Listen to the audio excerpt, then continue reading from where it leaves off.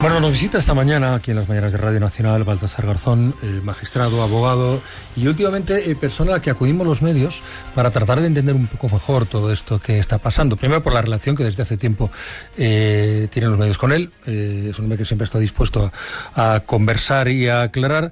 Y luego, pues, quizá acaso por alguna experiencia pasada o por... cualquiera sabe. En todo caso está con nosotros y le agradezco mucho que haya estado, que venga esta mañana aquí a Prado del Rey. Baltasar Garzón, muy buenos días. Buenos días, Juan Ramón.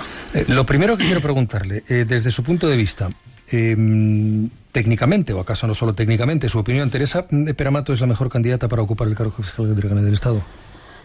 Sí, en este momento yo pienso que sí. No podemos decir que es la mejor en atención a todo lo que sea el Ministerio Fiscal, pero es una elección que responde al criterio de experiencia, de dirección, de gestión y de integración, creo, dentro del Ministerio Fiscal. Las críticas que se le hacen de que fue promovida a la Fiscalía de Sala por Dolores Delgado y después a la de gestión o dirección de la sección penal del Tribunal Supremo por Álvaro García Ortiz, no demuestra más que es una persona con un currículum y con un mérito acreditado. Son 35 años de experiencia desde 1990. Por cierto, la misma promoción de la anterior fiscal general del Estado, y por tanto esa es su carta de presentación. No hay, que yo sepa, ningún elemento, ni puedo compartir esa afirmación que se ha hecho desde algún grupo político, del Partido Popular en concreto, diciendo que no es a quién se elija, sino quién lo elige. No, es que lo elige o lo propone el gobierno porque es el sistema constitucional, es el sistema legal.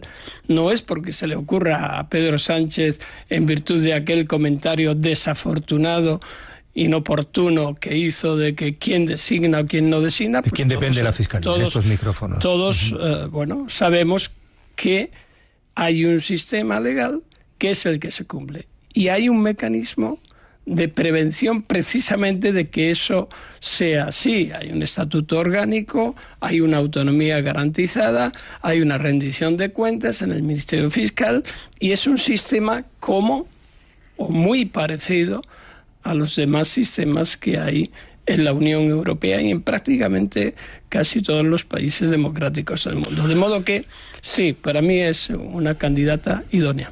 Le voy a hacer una pregunta, señor Garzón, que se la he hecho a todas las personas con experiencia jurídica, tanto profesores como juristas o magistrados con los que hemos hablado en torno a esta cuestión.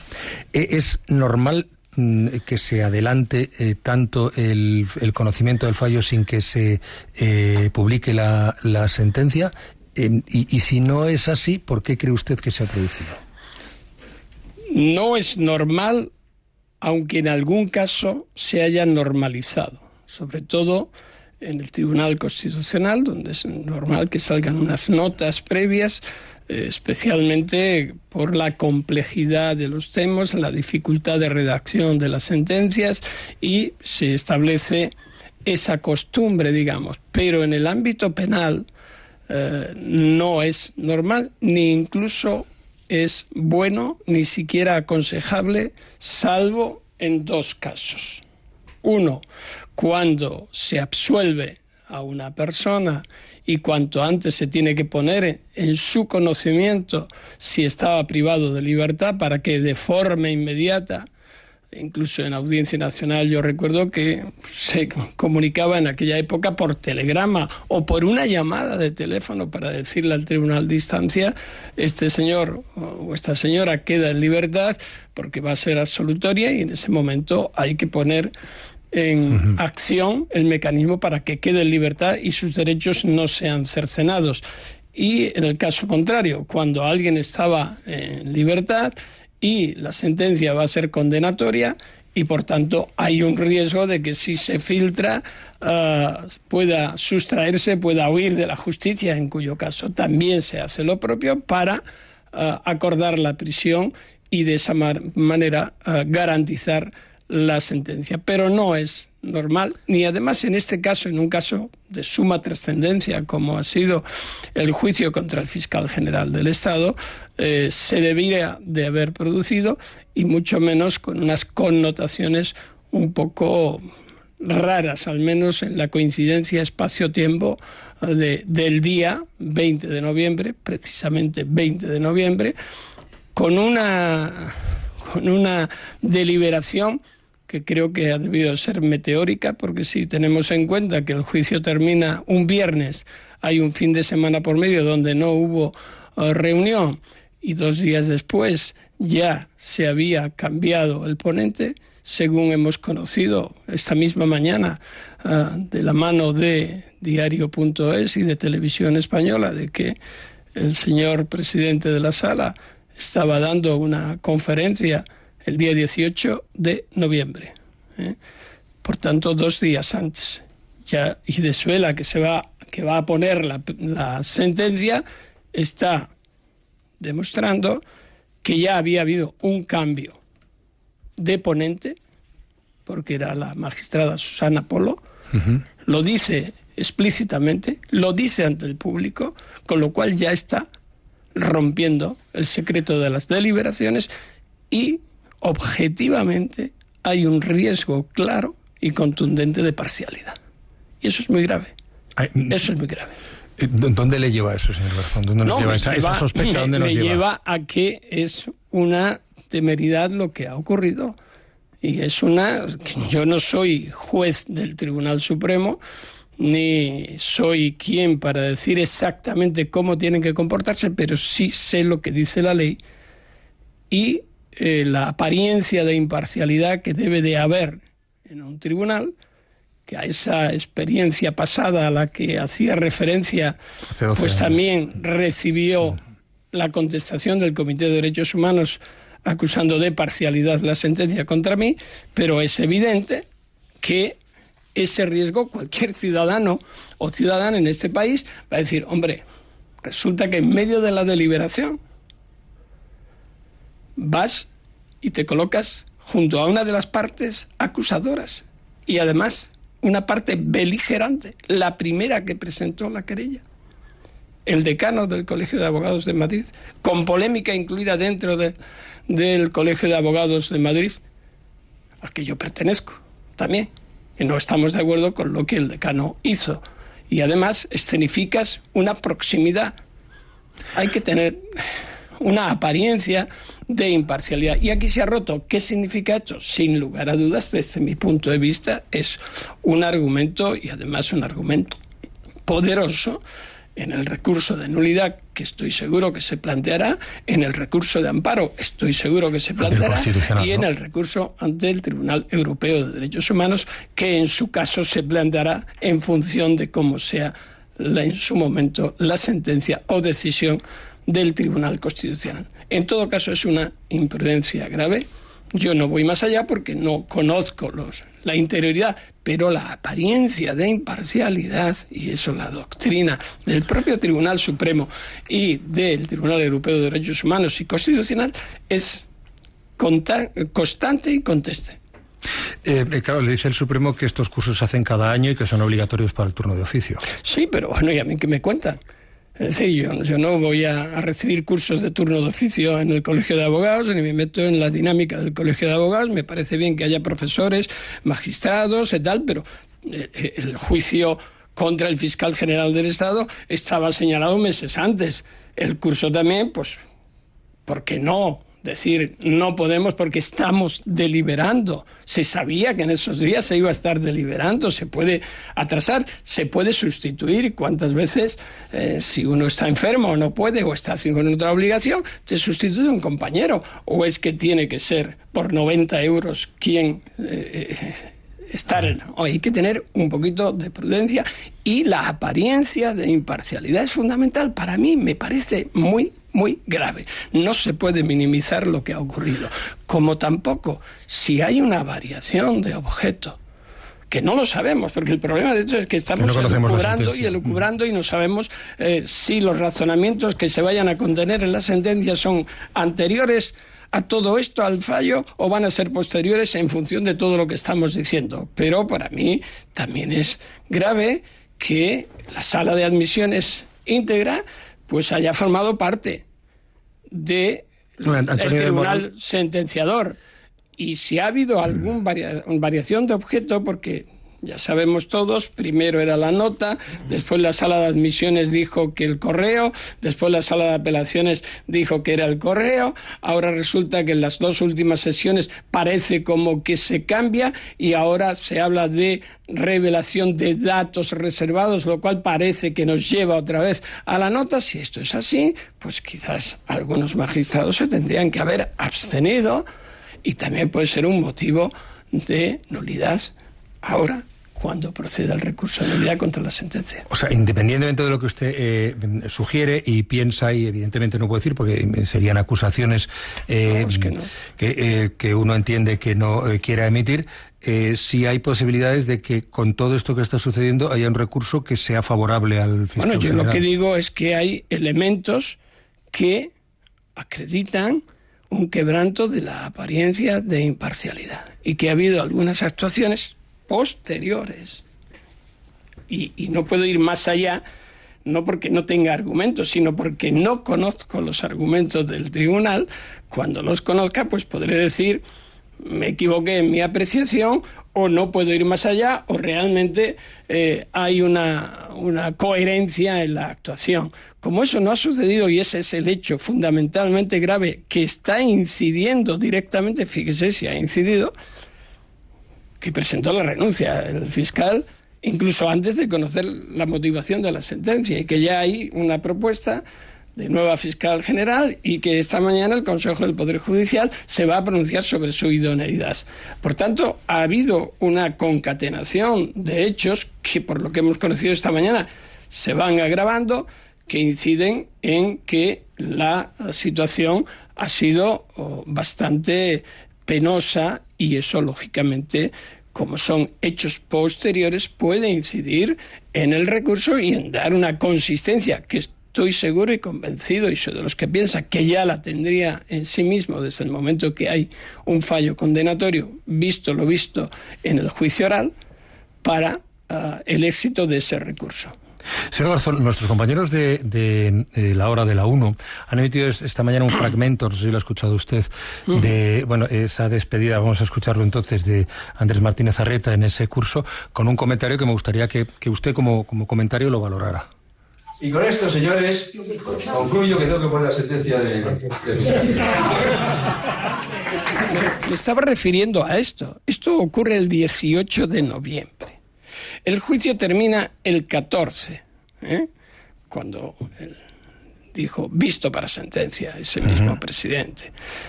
Viernes, sábado, domingo, 15, 16. 17 lunes, 18 es martes. Este acto. Y en ese acto, dice esta persona, el presidente del tribunal, concluyo que me voy entre risas, que bueno, pues habría que analizar también el espacio, y ante personas ajenas, comunica y dice que se va a poner la sentencia. Eso quiere decir que ya ha habido un cambio de ponente, porque quien pone la sentencia es el ponente, los demás la deliberan, votan, aprueban o no aprueban la ponencia. Si tú afirmas que vas a poner la sentencia, quiere decir que ya ha habido cambio de ponente, o al menos aparentemente es así. Eso, desde mi punto de vista, es quebrantar el secreto de las deliberaciones. La relevancia de este fragmento no es tanto el tono como lo que revela. Y en la fecha en la que se 18. dice dónde está, cuándo se produce y lo que trasciende de esa afirmación. Lógicamente, para el ciudadano normal que no sabe de qué va todo esto, pues dirá, bueno, quedaron unas conferencias de 90 euros, 100 y pico euros, pues bueno, y además está establecido, sí, claro, los jueces y fiscales hemos dado conferencias y hemos compartido cursos, sí, no digo que no, pero cuando hay un acontecimiento y formas parte de un tribunal, pues, hombre, tienes que tener cuidado y una apariencia de imparcialidad. Y esto la cuestiona.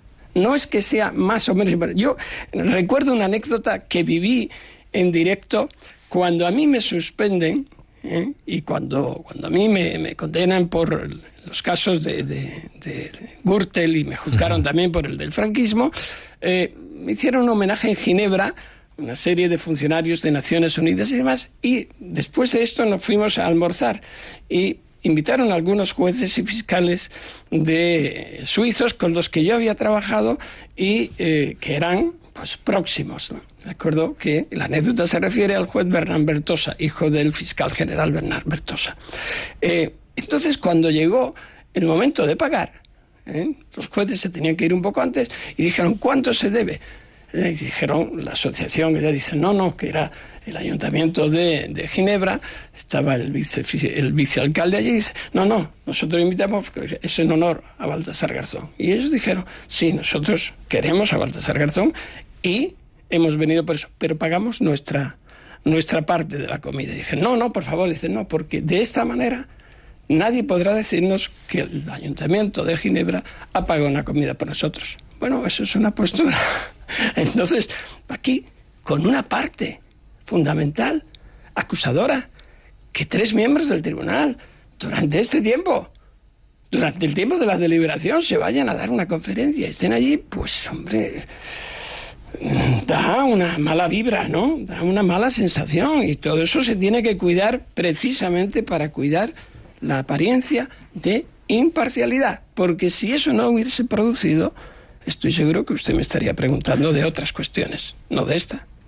Claro, pero sorprende eso en profesionales, en magistrados de una larga trayectoria y que tienen la responsabilidad de estar en una sala de esa altura en el Tribunal Supremo. Bueno, yo tengo mi criterio, y eso que conste que para mí el presidente de la sala, Andrés Martínez Arrieta, siempre lo he tenido por un magistrado probo y cumplidor de su obligación, y lo conozco desde hace muchos años. Yo creo que esto es una secuela de la estructura del propio Tribunal Supremo, que es una estructura que viene de la dictadura y que continuó siendo hasta el día de hoy, y que yo siempre he dicho que no hay ningún mecanismo estructural que contenga esta posición de omnímoda, de estar por encima del bien y del mal, en la Sala Segunda del Tribunal Supremo, que es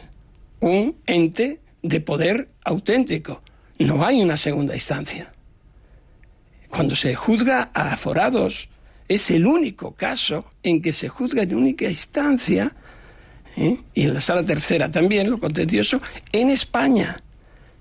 Se ha ido modificando y se ha ido introduciendo el recurso de apelación en todas las instancias, salvo en la Sala Segunda, y se inventaron una resolución que no se inventaron, fue una resolución del Tribunal Europeo que, bueno, venía a decir, se puede compensar esto de que se pongan más magistrados.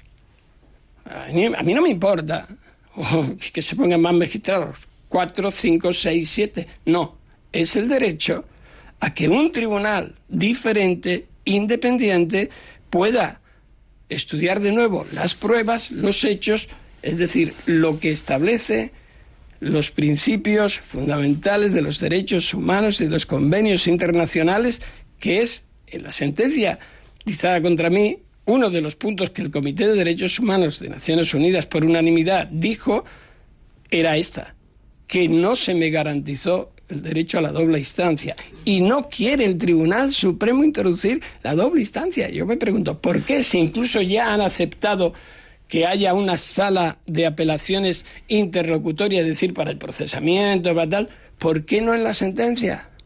Pero por ejemplo, eso se eliminaría gran parte de todo lo que estamos debatiendo. Pero no es cuestión más del legislador. Bueno, claro que sí, pero yo estoy esperando que haya una sentencia, por ejemplo, que diga, es verdad, debería de estar la doble instancia. Es una vinculación que nos impone el convenio, el Pacto de Derechos Civiles y Políticos y el protocolo segundo del mismo, donde dice que las resoluciones del comité son vinculantes. Bien, pues si son vinculantes, la respuesta que hasta ahora se da es decir, bueno, son vinculantes, pero en España no nos vinculan. ¿Por qué? Porque lo decide el Tribunal Supremo. Y eso no es así. No es así, no es un buen ejemplo en la confrontación, en la lucha por los derechos humanos. Y cuando hay vulneración, ¿o es que creemos que en España no se vulneran los derechos humanos? Dígamelo usted. Hombre, claro que sí. ¿En España se vulneran los derechos humanos? Sí, como en todas partes del mundo. Lo importante no es desde el momento que alguien mate a otro ya están vulnerando el derecho a la vida. Lo importante es que haya mecanismos para confrontar esa vulneración. Y esa ha sido la línea de la Fiscalía General del Estado en los últimos 2 años. Es decir, con fiscales que han priorizado esa confrontación, esa política criminal, que es la política criminal de un gobierno, que es este gobierno, después será el mismo u otro, pero es lo que se debe de hacer. Por tanto, hay un mecanismo para que esa vulneración no se produzca. Y si se produce, sancionarla. Lo que no se puede es estar, insisto, por encima del bien y del mal. Que es como estaría el Supremo, según lo que me está diciendo usted, señor. Yo no lo puedo decir con carácter general, porque además ni me atrevería a decirlo, por obvias razones, ¿no? Porque todos estamos en el país en donde estamos, España, y el Tribunal Supremo es el Tribunal Supremo. Lo que sí digo es que hay casos en que, lo mismo que hay magistrados buenos, hay otros que no lo son tanto, hay unos que tienen méritos y otros no tanto. Esto es como en todas partes y en todas las profesiones. ¿O es que los jueces estamos totalmente impolutos de todo? Eso no es así. Eso no es así, tenemos que asumirlo. Lo importante es que haya esa rendición de cuentas y que pueda haber una justicia que el ciudadano, que es el titular de la misma, la comprenda y, por tanto, confíe en ella. Cuando esto no se produce, la desconfianza surge y la desafección también. Porque hay estructuras franquistas que permanecen. Bueno, yo lo que digo, no estoy llamando franquistas a los magistrados, ni a nadie. Allá cada cual con su conciencia. Yo no soy franquista, lo tengo muy claro, ¿no? Lo que sí hay son estructuras que vienen de la dictadura. La conformación del Tribunal Supremo arranca de los años 40 y ha habido una evolución y hasta el día de hoy con modificaciones y demás, pero también nos tendríamos que acordar, por ejemplo, cuando ya la Constitución estaba vigente, el cuestionamiento que se hacía en el Tribunal Supremo de que la Constitución no era de aplicación directa, que solamente tenía que desarrollarse a través de leyes ordinarias y demás. Bueno, pues eso era grave, ¿no? Es decir, ha habido una evolución, pero que, insisto, esa estructura del Tribunal Supremo, por ejemplo, con el número de magistrados que tiene el Tribunal Supremo, a mí me parece que no es correcto que sea vitalicios hasta el momento de la jubilación en los 70 o 72 años. En tribunales internacionales, el propio Tribunal Constitucional español y otros tienen un periodo, 9 años, 10 años, está bien. Es decir, pero tiene que haber unos mecanismos que corrijan y en todo caso contrapesos que hagan viable o más próxima la credibilidad de esos tribunales, pero no por el hecho de decir es el Tribunal Supremo y ya no podemos decir nada, porque es el Tribunal Supremo. Pues no sé, pues esta es la Radio Nacional de España y habrá periodistas buenos y otros no tan buenos, digo yo, no sé. Voy a recordar, porque ha hecho usted referencia a ello, y recordárselo a los oyentes por si no está en su memoria inmediata. Sé que nos tiene que dejar un rato, no le voy a quitar mucho más tiempo, señor Garzón. Baltasar Garzón fue expulsado de la carrera judicial y condenado a 11 años de inhabilitación en 2012 por el Tribunal Supremo por las escuchas ilegales a los abogados de la trama Gürtel. En palabras del dictamen, que también se ha referido a ello, señor Garzón, del Comité de Derechos Humanos de Naciones Unidas, una sentencia arbitraria, parcial, sin doble instancia, lo que decía usted, y sin que existiera previsibilidad penal de la conducta imputada por parte de la Sala Segunda del Tribunal Supremo. Así es. Usted estuvo el domingo en la concentración de la Plaza de las Salesas, ante la sede del Tribunal Supremo. Le he leído en Infolibre que llevaba 13 años sin volver allí porque el lugar le trae malas vibraciones, cosa que uno puede entender perfectamente. Una pregunta directa, ¿hay lawfare en España?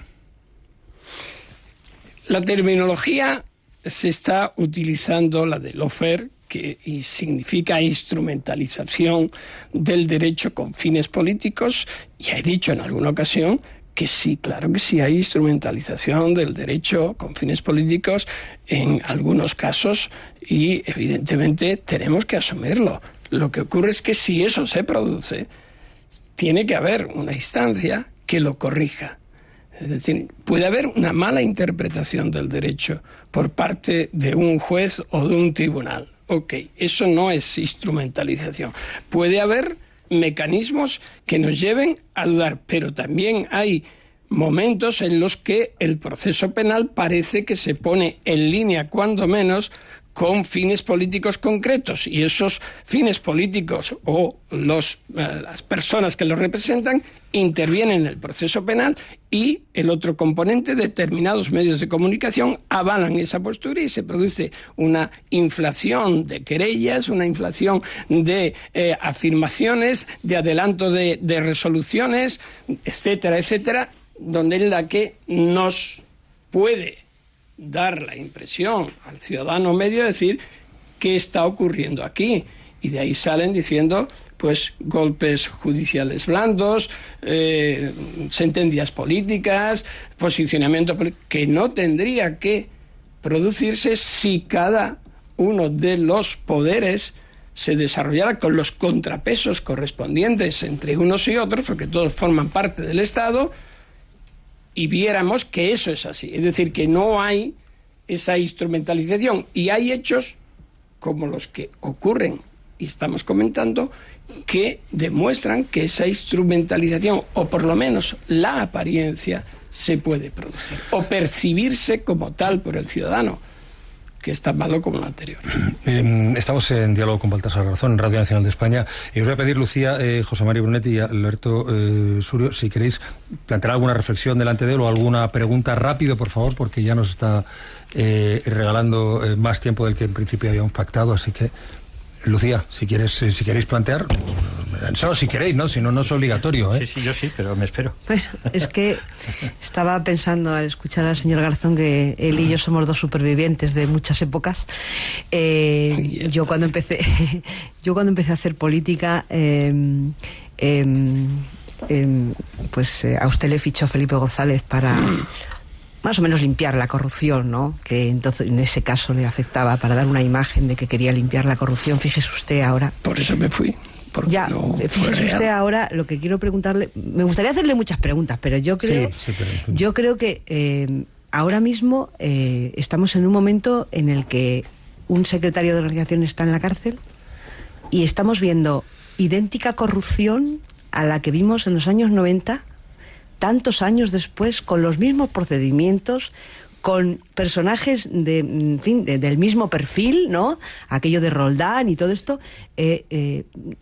¿Tenemos algún gen, los españoles, que nos lleve a que los políticos sigan siendo... No. A pesar de que han ido a la cárcel muchos? Sí, no, yo creo que no es eso. La corrupción, desafortunadamente, es un gen que arraiga desde hace miles de años, ¿no? El Código de Hammurabi ya la mencionaba, y han pasado muchos miles de años. Hay mecanismos que impulsen la corrupción en un país determinado, o personas. Lo que tenemos que hacer es tener las normas y aplicarlas, y hacerlo de forma creíble, ágil, para que procesos penales no se anquilosen por años, por décadas incluso, y que el ciudadano perciba que hay una acción contundente. Luego, en el modus operandi de cada uno, tienes los límites propios. Lo importante es que si una persona se corrompe porque la tentación está ahí y no sabe discernir lo que es el servicio público de lo que es el aprovechamiento personal, haya una sanción contundente, eliminatoria. Por ejemplo, cuando se comete a través de estructuras empresariales. En España se introdujo en el Código Penal en 2010 la responsabilidad de las empresas, es decir, el blanqueo de activos se introdujo en el 94, es decir, es todo un proceso. Tenemos casi todas las normas posibles que sancionan la corrupción, las convenciones europeas, internacionales. Entonces, Fiscalía Anticorrupción, ¿por qué se producen entonces ellos? Pues por lo mismo que se siguen produciendo hechos criminales en general. Lo importante es la reacción. Las actitudes, pues hay un sistema de gobierno abierto que debería de introducirse, hay un sistema de rendición de cuentas que no debe de ser para nada burocrático, sino acceder al mismo, y una sanción contundente. Y aquel que tiene un proceso de corrupción o ya se han tomado medidas contra él, pues no puede seguir ejerciendo determinadas responsabilidades, como por ejemplo en el Parlamento o en cualquier otro punto que tiene representación popular. Brunet. Sí, nos hemos ido un poco lejos con el Código de Hammurabi. Bueno, pero es una realidad. Sí, lo que iba a decir, precisamente hablando de edades, mi primera credencial de la Audiencia Nacional data de 1985. De manera 3 años antes que yo llegara. Bueno, y luego allí compartimos muchas horas. A ver, yo primero felicitar rápido, al diario. Por favor, que se tiene que ir el trabajo. No, pues por la información y por la fecha, porque sí que es importante la precisión de que las palabras que estábamos escuchando hoy se pronunciaron el día 18, cuando el fallo todavía no había sido aparentemente tomado. Y eso, aunque el señor Garzón no lo diga explícitamente, nos sitúa ante una sospecha que ha flotado en el ambiente desde el principio de esta causa, y es que la condena estaba escrita. De todas maneras, yo creo que la presencia del señor Martínez Arrieta ha sido muy importante en ese tribunal, porque de no haber estado él tendiendo puentes, que información tengo que me permite decirlo, pregunta, por favor, probablemente la sentencia hubiera sido más dura. De manera que en aras de quizás más dura sería la caída de quien hace una arbitrariedad. Pero bueno. A ver, la arbitrariedad se vería después, pero sí, la sentencia estaría... El daño está hecho. Bueno, yo lo que quiero preguntarle, como nos ha hablado mucho de él y de la experiencia que tuvo, si cree que el señor fiscal general ha sido víctima de la misma situación que él pasó, y en todo caso, si es su voluntad reincorporarse a la carrera judicial en algún momento. Nunca dos situaciones son iguales, porque las personas son distintas, los tiempos son distintos, pero hay elementos aparentes que sí las relacionan. Es decir, misma sala, algunos componentes también los mismos, y una sentencia que todavía no podemos calificarla por tribunales posteriores, pero que tiene todas las trazas de ser, desde luego, un elemento de debate y discusión, y desde mi punto de vista lo he dicho claramente, porque no conocemos todavía la sentencia, pero los elementos que se dan ponen visos de arbitrariedad o de parcialidad por lo que estamos viendo. Y en cuanto a mí, claro, estoy peleando por ello. El Consejo General del Poder Judicial me ha dicho que no. Yo tengo 70 años, he pedido la suspensión cautelar para poder optar a la prórroga de 72, pues me han dicho que no, que verdes las han cegado. Yo estoy recurriendo en la Sala Tercera del Tribunal Supremo y también en la Sala de lo Contencioso Administrativo de la Audiencia Nacional contra el Ministerio de Justicia. Estoy pendiente de que salga una sentencia, pero da igual. José María, voy a seguir, es decir, y agotaré como hice en el caso de los procesos contra mí, y luego 11 años después 10 años después recibí la resolución del Comité de Derechos Humanos, que no la quieren cumplir, me da igual, pero ahí se dijo lo que habían sido los procesos contra mí. Y cuando algunos hacen valoraciones, como por ejemplo vos, se dice, ¿qué hace un juez prevaricador delante del Supremo? Bueno, pues hago porque soy un ciudadano libre y me manifiesto pacíficamente frente a un edificio donde, bueno, pues ha ocurrido lo que ha ocurrido. Pero tendrían que decir que hubo un dictamen del comité.